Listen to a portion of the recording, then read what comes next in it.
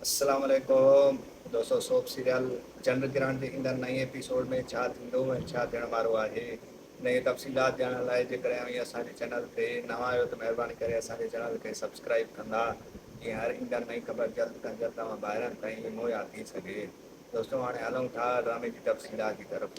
तव्हांखे ॾेखारियो वेंदो त ईंदड़ नई एपिसोड में जेको आहे मेहरुनिसा नौरोज़ ख़ान खे चवंदी त मां तोसां गॾु शहर अची रहां। तंहिंखां पोइ नौरोज़ ख़ान चवंदसि त तव्हांखे त ख़बर आहे बाबा साईं जे ज़िद जी, जेकॾहिं हू ज़िद कंदो त मां मूंखे कीअं मञाईंदुसि। तंहिंखां पोइ जेको आहे सो मेहरुनिसा चवंदसि त कोशिशि करे ॾिसजांइ ऐं जेको आहे पंहिंजे पीउ खे मञाइण जी कजांइ।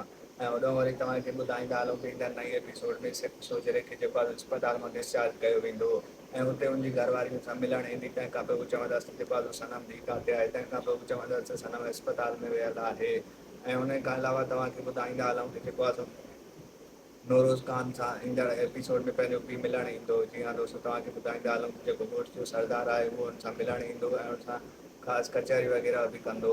ऐं तव्हांखे ॿुधाईंदा हलूं कि जेको आहे सो आख़िरी स्थान में आख़िरकार ईअं मञी थींदो जो जेको आहे सो सरदार जो जेको कमदार आहे उहो जेको आहे सो नवाज़ खे मारे छॾींदो ऐं जेको आहे सो मेहरुनिसा खे सरदार पाण हथनि सां मारे छॾींदो, छो जो हिन ॿिन्हिनि खे पाण में ॾिसंदो ॻाल्हाईंदे ऐं हुनखां पोइ हुनखे मारे छॾींदो। हुनजो शक त पहिरियां खां ई आहे, हुनखे जेको आहे घर में क़ैद करे रखियो अथसि। ऐं तव्हांखे ॿुधाईंदा हलूं ईंदड़ नई एपिसोड में हुनखे अस्पताल वठाए वेंदो चेकअप लाइ। ॾिसूं था आख़िर मसइलो छा आहे, छाजे करे जेको आहे सो बार बार मेहरुनिसा बीमार पई थिए। ऐं तव्हांखे ॿुधाईंदा हलूं त हीउ ड्रामो जेको आहे सो तमामु बहितरीनु आहे। अॻिते हली अञा हिन में मज़ो थियण वारो आहे। ऐं तव्हां ॿाहिरनि खे ॿुधाईंदा हलूं कि सिर्फ़ु 2 ॾींहं हलंदो आहे सिंधियुनि ते जो टाइम टेबल वग़ैरह तव्हांखे ख़बर आहे त 8:15 वग़ैरह खां शुरू थी वेंदो आहे।